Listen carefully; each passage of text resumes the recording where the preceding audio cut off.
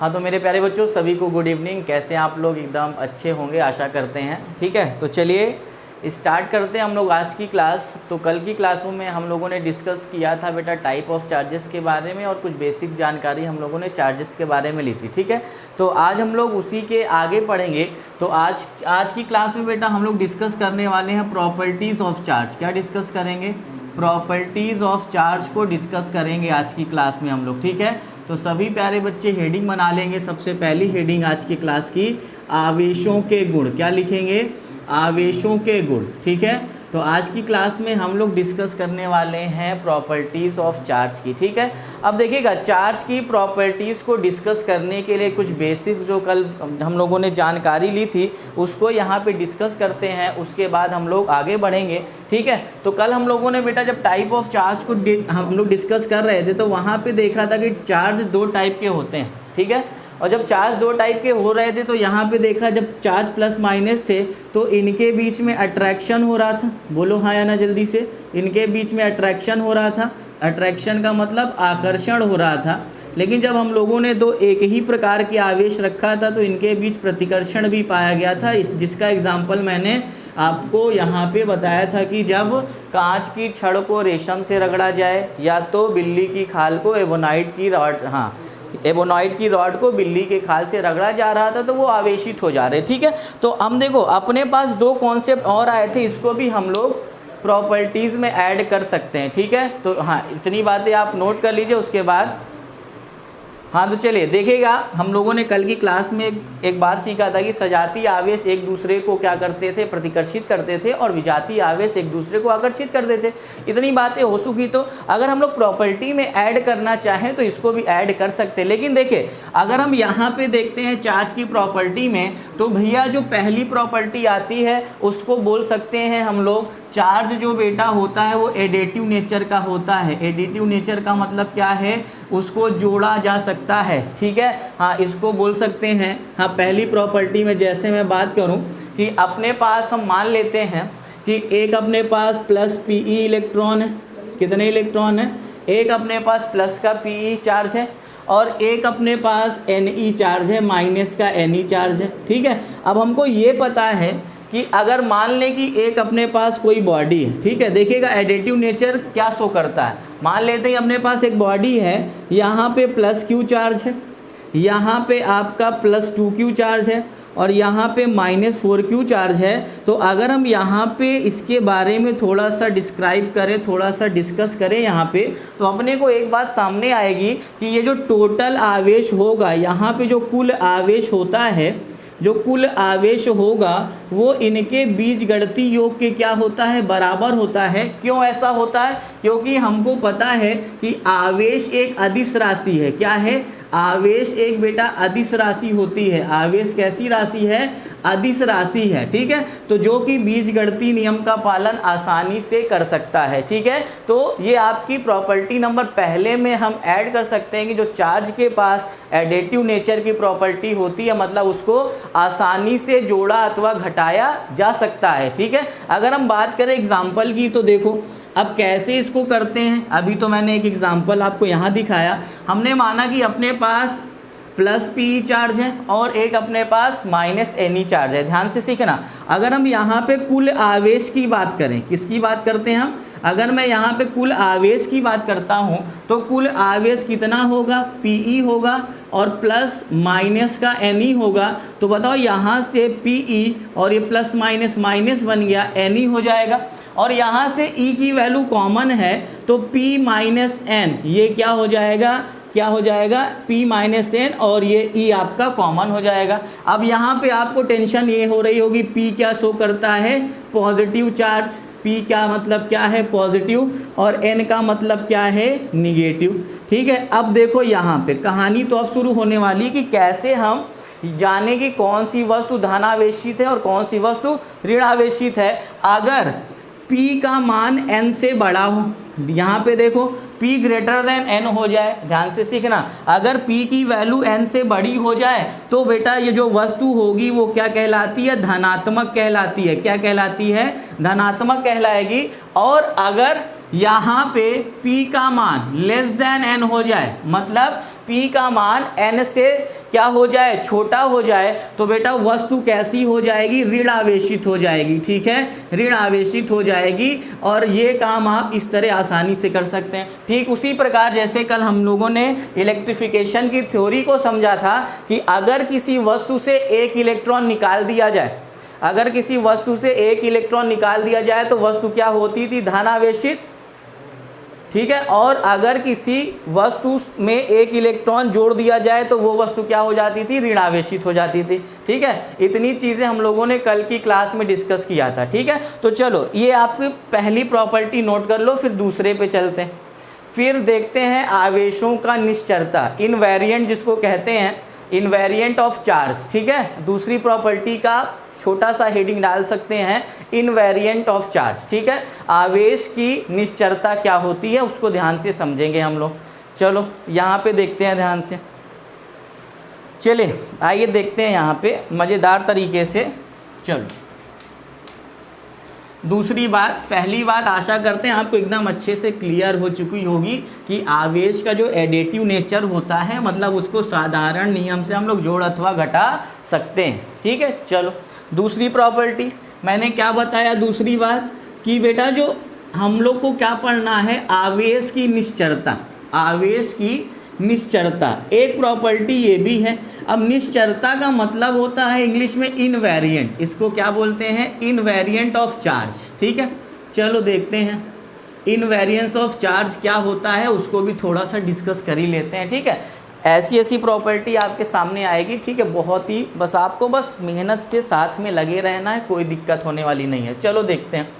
अब देखो invariant of charge का मतलब, निश्चरता का मतलब क्या होता है। ठीक है, हम मान लेते हैं कि आवेश अपने पास एक कोई ये प्लस क्यू आवेश है या माइनस क्यू, कोई भी हो। ठीक है, जो भी आपको लेना हो ले सकते हो।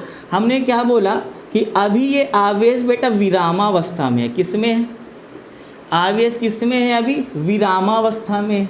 ठीक है, विरामावस्था का मतलब वो रेस्ट में है, वो अभी गति नहीं कर रहा। गति नहीं करने का मतलब क्या है, जैसे मैं अभी खड़ा हूँ एक जगह तो मैं रेस्ट में हूँ, अगर मैं थोड़ा सा इधर उधर टहलने लगा तो मैं किस में हो जाऊँगा, मोशन में हो जाऊँगा। तो इसी तरह जो आवेश है वो भी अपनी अवस्था में उसके भी परिवर्तन होने से उसके गुण में भी बदलाव होता है। लेकिन ये जो आवेश का मान होगा, निश्चरता से हमको ये पता चलता है कि अगर एक आवेश प्लस क्यू विरामावस्था में है और अगर दूसरा आवेश माइनस क्यू गतिशील अवस्था में है, किस में है, दूसरा आवेश माइनस क्यू गतिशील अवस्था में है। गतिशील अवस्था में या तो मान लेते हैं प्लस क्यू ही लेते हैं जब प्लस क्यू की बात कर रहे हैं। तो अगर आपसे कोई बोले सरकार की यहाँ पे ध्यान से सीखो कि मान लिया कि एक छोटा सा आवेश है, मान लिया 5 माइक्रोकूलाम का है आवेश, और हमने इसको गति कर दिया, तो आपसे पूछ लिया कि बताओ आवेश का मान घट जाएगा। ठीक है, ऑप्शन मैं दे रहा हूँ कि आवेश का मान घट जाएगा, और दूसरा ऑप्शन बढ़ जाएगा, तीसरा ऑप्शन मैं दे रहा हूँ कि अपरिवर्तित रहेगा। क्या रहेगा, अपरिवर्तित रहेगा, और चौथा ऑप्शन इनमें से कोई नहीं। ठीक है, इनमें से कोई नहीं। तो अब देखो इसको समझने के लिए सबसे पहले हमको निश्चरता को जानना पड़ता, तो हम लोग इस क्वेश्चन का आंसर फट से कर देते। देखो हमने क्या बताया कि एक आवेश प्लस क्यू विरामावस्था में है और एक दूसरा आवेश हमने प्लस क्यू ही लिया, वो गतिशील अवस्था में, या तो हम बोल सकते हैं कि इसी आवेश को हमने गतिमान करा दिया।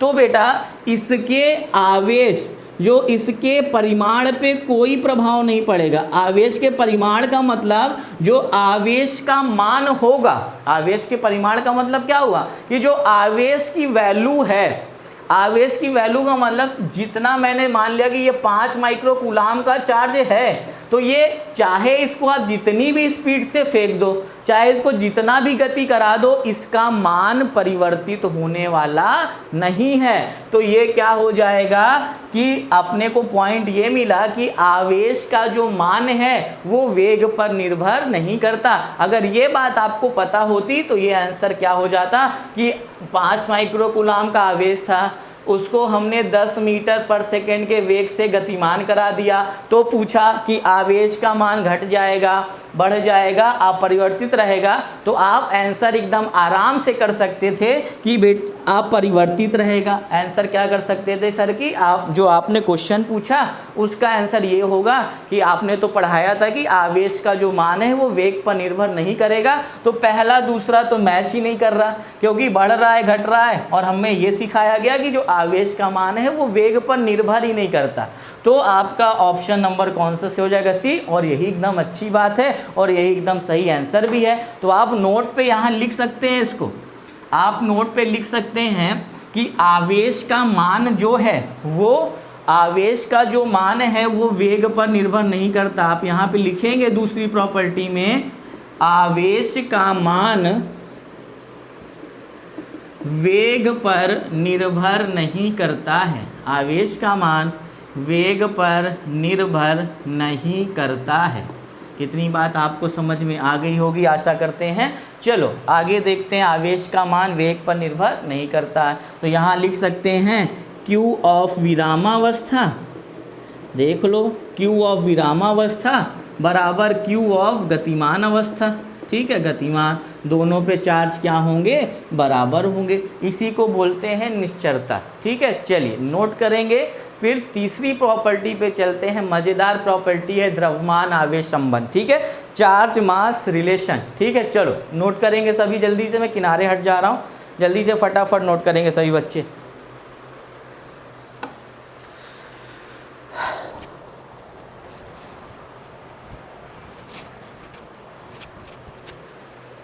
चलिए आशा करते हैं नोट हो गया होगा आप लोगों का। चलिए आगे देखते हैं तीसरी प्रॉपर्टी की तरफ। बेटा आगे चलते हैं हम लोग, आओ ध्यान से। एक एक स्टेप यार सीखते चलेंगे, कोई दिक्कत नहीं होने वाली। ठीक है, चलो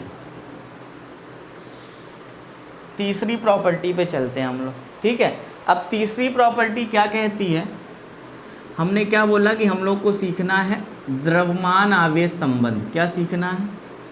द्रव्यमान आवेश संबंध सीखना है। इसको बोलते हैं चार्ज मास रिलेशन। क्या बेटा? चार्ज मास रिलेशन। चलो पेन कॉपी को विश्राम दो और सामने देखो पहले। आओ देखते हैं हमने क्या बताया कि चार्ज मास रिलेशन सीखना है। अब सबसे बड़ा कॉन्सेप्ट यह आता है कि ये आपस में कैसे कोरिलेट हो सकते हैं, आपस में कैसे इनको हम यूज कर सकते हैं। चलो देखते हैं। कल बेटा जब मैंने इलेक्ट्रिफिकेशन की मैं थ्योरी आपको बता रहा था, तो मैंने एक एटम का एग्जांपल लिया था कि एक कोई एटम होगा और उसके अंदर होते हैं सर का न्यूक्लियस में होता है न्यूट्रॉन और प्रोटॉन। बोलो हाँ या ना।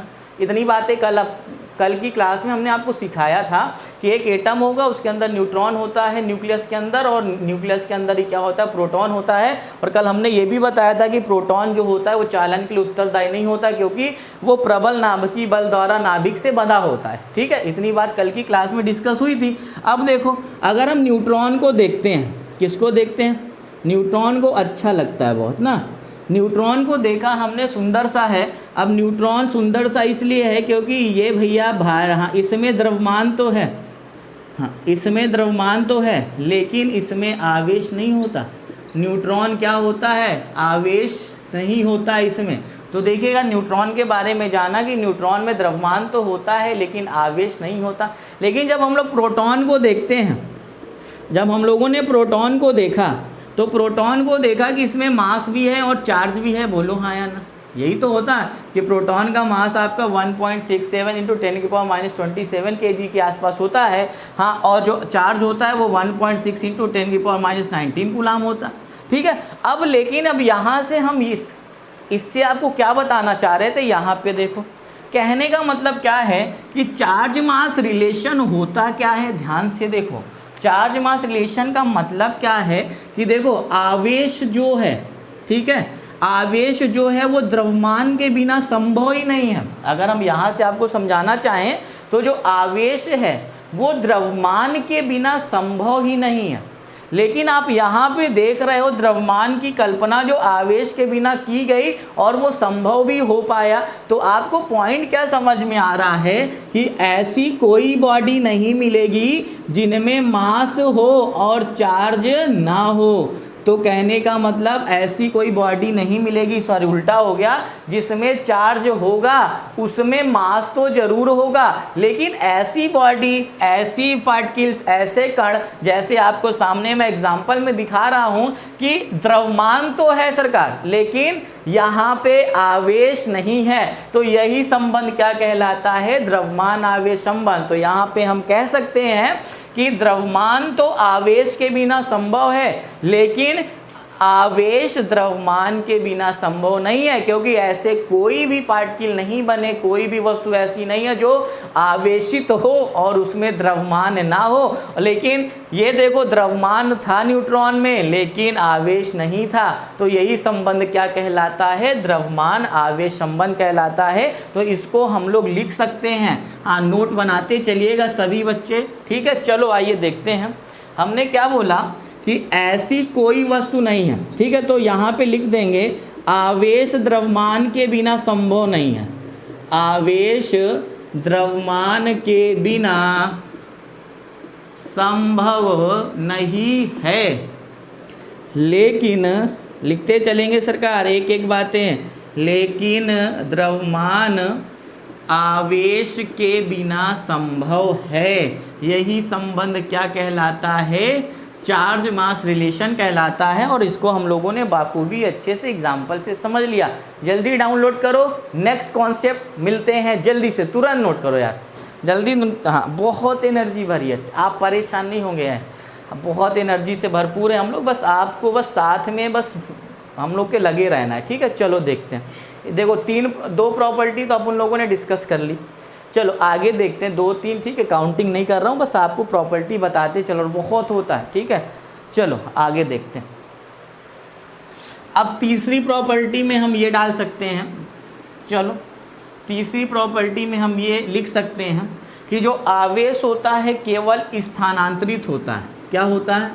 आवेश होता है, आवेश केवल स्थानांतरित होता है, ट्रांसफरेबल होता है, स्थानांतरित होता है। हिंदी भैया गलत हो तो सही कर लेना, ठीक है, क्योंकि हिंदी कभी कभी कमज़ोर हो जाती है, तो आप उसके लिए थोड़ा भी माइंड नहीं करेंगे, ठीक है। आवेश केवल स्थानांतरित होता है, स्थानांतरित को बोलते हैं ट्रांसफ़र, ठीक है। ट्रांसफरेबल बोल सकते हैं इसको, कि चार्ज केवल एक बॉडी से दूसरे बॉडी में ट्रांसफ़र हो सकता है। तो प्रॉपर्टी नंबर नेक्स्ट में आप इसको ज़रूर नोट करेंगे। कैसे? एग्जाम्पल जब मैंने दिया कि जब, अगर हम एग्जाम्पल इसका समझे कि जब दो वस्तुओं को परस्पर रगड़ा जाता है तो वस्तुएं आवेशित होती हैं और दोनों पर विपरीत प्रकृति के आवेश, अगर एक पे प्लस है तो दूसरे पे उतने ही मात्रा में क्या होगा? ऋण आवेश उत्पन्न हो जाता है, ठीक है। तो मतलब आवेशों का स्थानांतरण होता है, ठीक है। चलो अगर इसी को थोड़ा सा डिटेल में समझे तो नेक्स्ट प्रॉपर्टी पे चलना पड़ेगा। आओ, अगर थोड़ा सा हम डिटेल में समझें तो नेक्स्ट प्रॉपर्टी पे हाँ हमको चलना पड़ेगा। उसको बोलते हैं आवेश संरक्षण का नियम। हाँ, आवेश संरक्षण का नियम, या तो हम बोल सकते हैं कि आवेश संरक्षित होता है। क्या होता है? आवेश संरक्षित होता है। आवेश संरक्षित होने का मतलब क्या सरकार? कि देखो, अगर हम एग्जाम्पल से समझाते हैं, क्योंकि बेटा फिजिक्स जो है एक्सपेरिमेंट और ऑब्जर्वेशन का खेल है। फिजिक्स में सारी चीज़ें अगर एग्जाम्पल मिल जाए तो यार बहुत मज़ा आता है उसको समझने में, और चीज़ें कभी भूलती नहीं, ठीक है। जैसे हमने मान लिया कि आपको मैंने एग्जाम्पल दिया था कि बेटा एक ग्लास रॉड है, क्या है? कांच की छड़ थी, ठीक है। आप कैसे भी वस्तुओं को आवेशित करते हो, कॉन्सेप्ट नहीं बदलेगा। एक ये कांच की छड़ थी, और इस कांच की छड़ को सरकार आपने रेशम के कपड़े से घिसा। मान लेते हैं ये कोई रेशम है, उससे आपने इसको रब्ड किया। रब्ड करने का मतलब होता है इसको आपने घिसा, और जैसे ही आपने इस कांच की छड़ को घिसा, किससे? रेशम से घिसा, तो यहाँ पे आपने एक चीज़ ये देखा होगा कि दोनों पर ये छड़ क्या हो जाती है? आवेशित हो जाती है। क्या हो जाती? छड़ आवेशित हो जाती है। आपको ये लगता है केवल ये रॉड ही आवेशित होती है ना?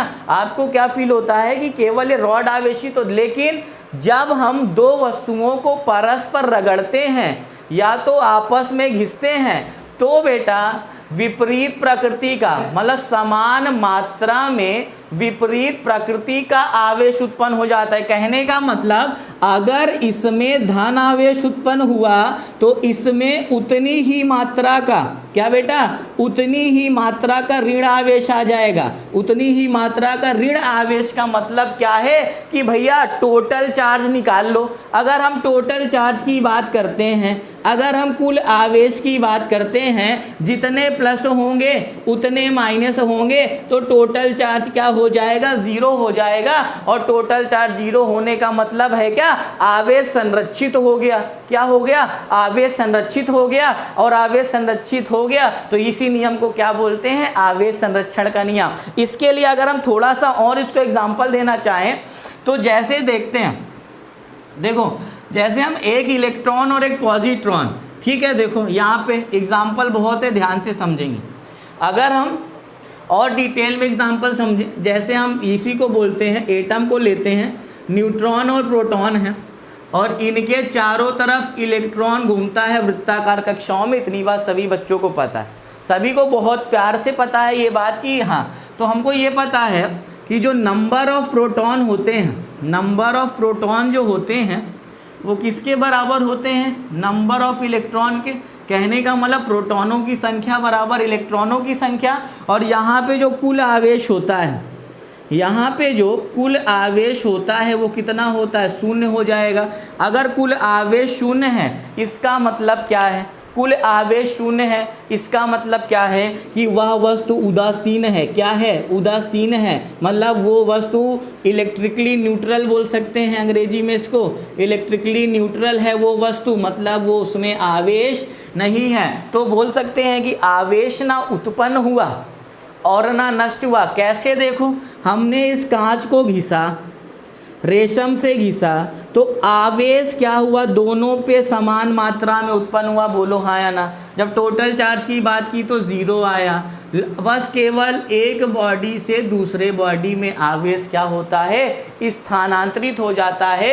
और यही नियम क्या कहलाता है, आवेश संरक्षण का नियम कहलाता है। और ये बहुत इंपॉर्टेंट प्रॉपर्टी है चार्ज की, बहुत इंपॉर्टेंट प्रॉपर्टी है चार्ज की। तो अगर मैं एक एग्जांपल आपको और दिखाना चाहूँ तो यहाँ पे देखो साइड में, अगर मैं एक इलेक्ट्रॉन लेता हूँ, अगर मैं एक इलेक्ट्रॉन लेता हूँ और एक पॉजिट्रॉन लेता हूँ, क्या लेता हूँ, एक इलेक्ट्रॉन और एक पॉजिट्रॉन, तो टोटल चार्ज कितना होता है, ज़ीरो होता है। अगर मैं एक इलेक्ट्रॉन की बात करूँ और एक मैं पॉजिट्रॉन की बात करता हूँ तो टोटल चार्ज कितना होता है, ज़ीरो होता है। क्यों होता है कि इलेक्ट्रॉन पे माइनस होता है और पॉजिट्रॉन पे उतना ही अमाउंट में प्लस चार्ज होता है, तो टोटल चार्ज कितना हो जाएगा सरकार, ज़ीरो हो जाएगा। बोलो हाँ या ना, बताइए। इतनी बात आपको क्लियर है।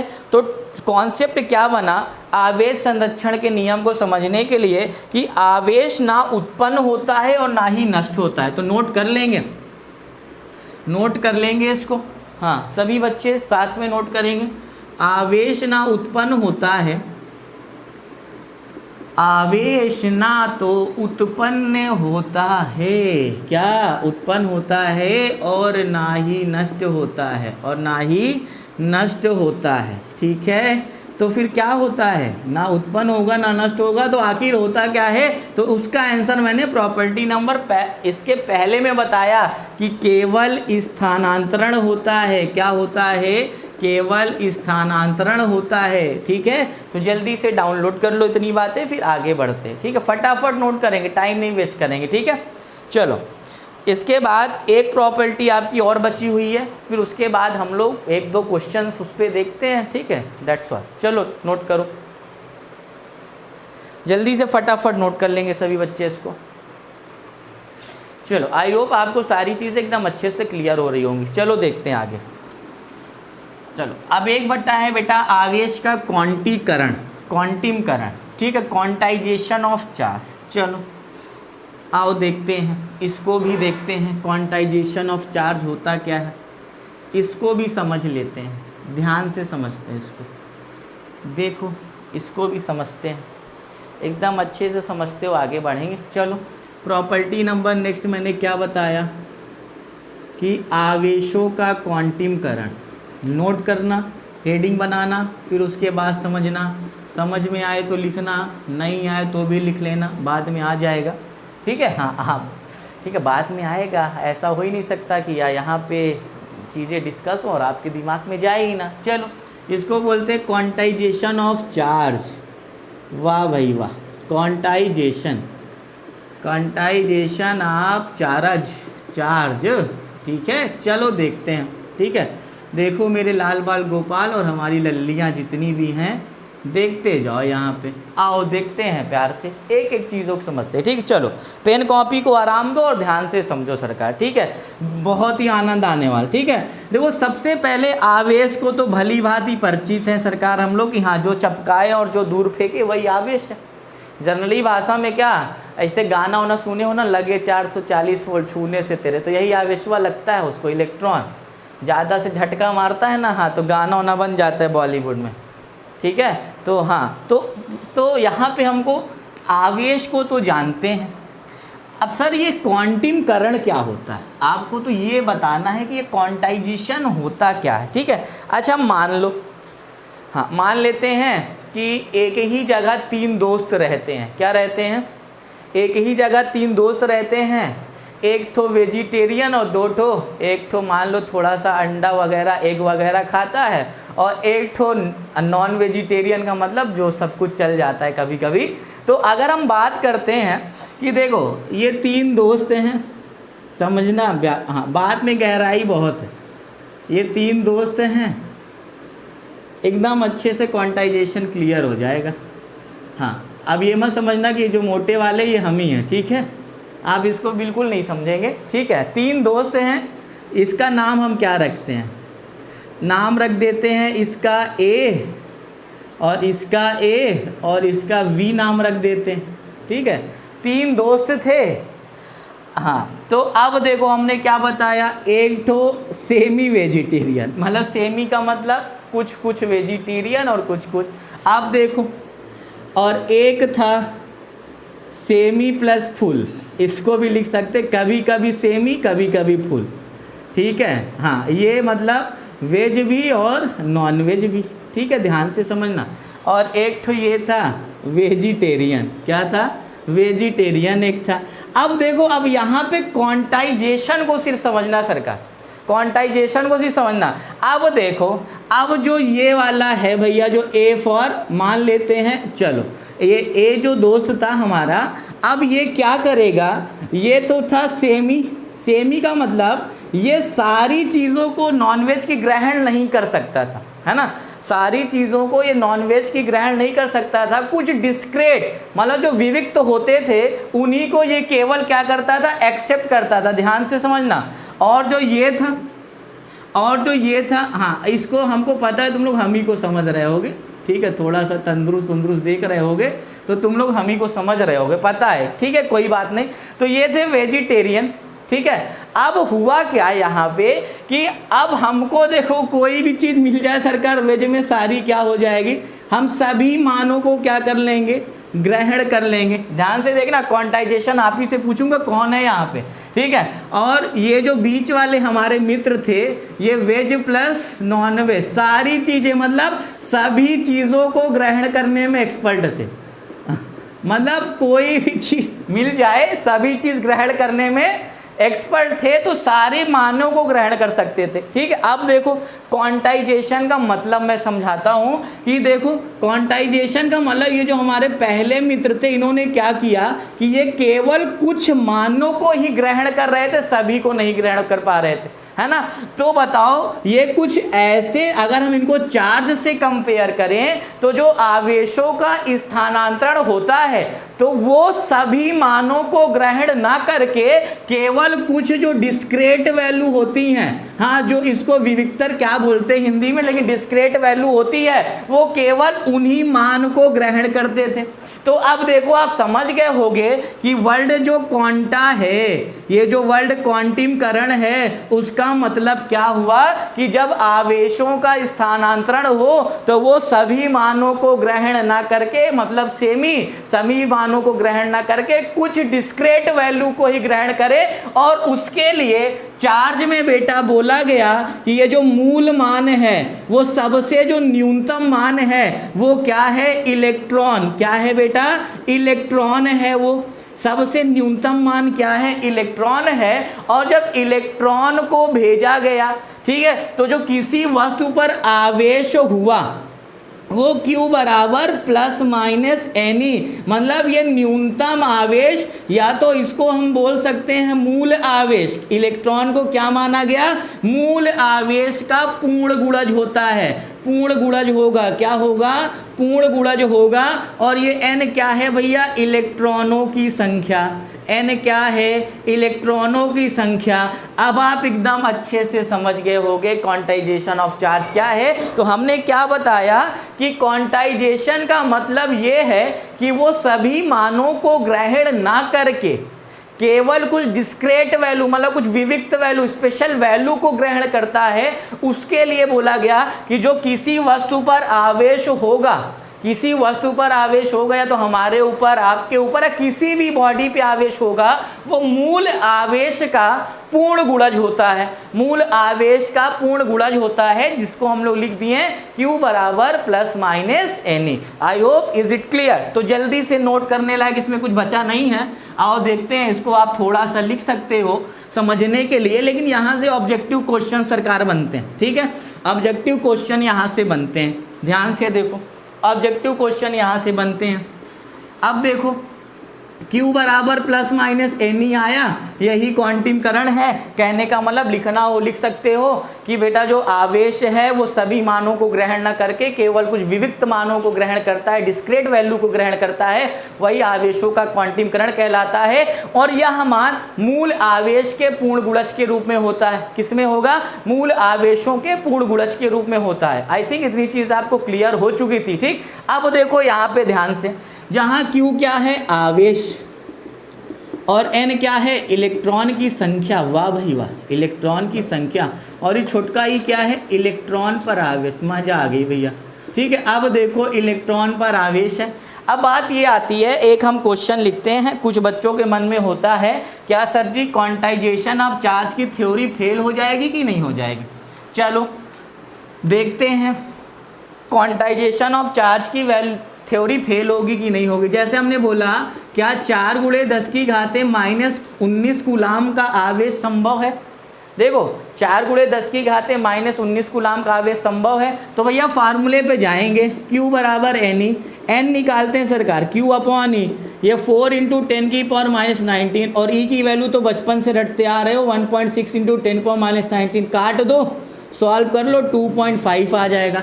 अच्छा बताओ, किसी अगर हम आपको बोले हमें 2.5 मतलब कुछ भी बोले कि 2.5 इलेक्ट्रॉन फ्लो कराओ, तो क्या ये पॉसिबल है? क्योंकि क्वांटिमकरण तो यही कहता है कि पूर्ण गुणज होगा और इस n की वैल्यू 1 2 3 4 5 6 7 8 9 10 ऐसे करके बढ़ती चली जाएगी। बोलो हाँ या ना?